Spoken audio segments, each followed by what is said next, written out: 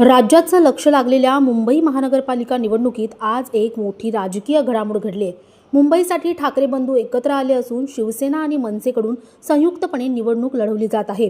याच पार्श्वभूमीवर काल दादरच्या शिवसेना भवनात ठाकरे बंधूंनी मुंबईसाठी संयुक्त जाहीरनामा जाहीर केला। या जाहीरनाम्यात आमदार आदित्य ठाकरे आणि मनसे नेते अमित ठाकरे यांनी मुंबईकरांसाठी एकामागून एक मोठ्या घोषणा केल्या आहेत। काय आहेत ह्या घोषणा जाणून घेऊयात। सर्वात पहिलं म्हणजे महिलांसाठी सर्वात मोठी घोषणा केली आहे। मुंबईतील घरकाम करणाऱ्या महिलांसाठी दरमहा 1500 रुपयांचा स्वाभिमान निधी देण्याची घोषणा त्यांनी केली आहे। या संदर्भात बोलताना ठाकरे बंधूंनी स्पष्ट केलंय की ही योजना निवडणुकीपुरती नाहीये, तर सत्ता आल्यावरही राबवली जाईल। तसेच कोळी महिलांसाठी माँ साहेब किचन मधून 10 रुपयात जेवण देण्याचाही निर्णय जाहीर करण्यात आलाय। शिक्षणासाठीही आदित्य ठाकरेंनी मोठी घोषणा केली आहे। महापालिकेच्या शाळांमध्ये ज्युनियर कॉलेज सुरू करणार आहेत। 10वी नंतर BMCच्या माध्यमातून शिक्षणाची सुविधा उपलब्ध असणार आहे। सर्व बोर्डाच्या शाळा सुरू करणार असून मात्र मराठी भाषा अनिवार्य असणार आहे। पार्किंगच्या बाबतीतही मोठा निर्णय घेण्यात आलेला आहे।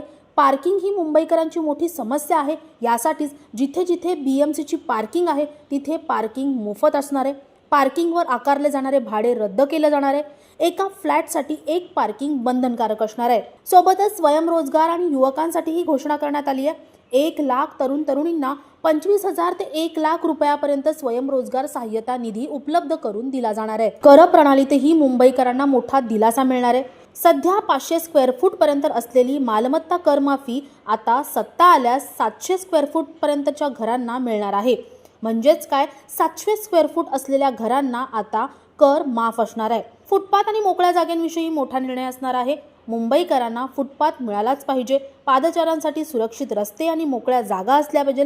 हे काम हट्टाने पूर्ण केलं जाईल असा निर्धार त्यांनी केलाय। पर्यावरण आणि क्लायमेट ऍक्शन बद्दलही मुंबईकर खूप पॉझिटिव्ह आहेत। यासाठी त्यातही निर्णय घेण्यात आलेला आहे।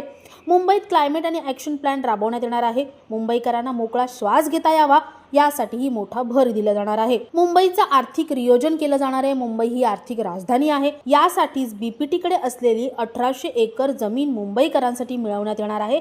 गरज पडल्यास कोर्टातही लढा दिला जाणार आहे।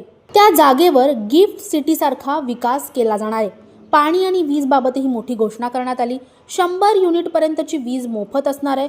पूर्व पश्चिम उपनगरात बेस्ट कडून वीज पुरवठ्याचा प्रयत्न करण्यात येणार आहे। पाण्याचे दरही स्थिर ठेवण्यात येणार आहे।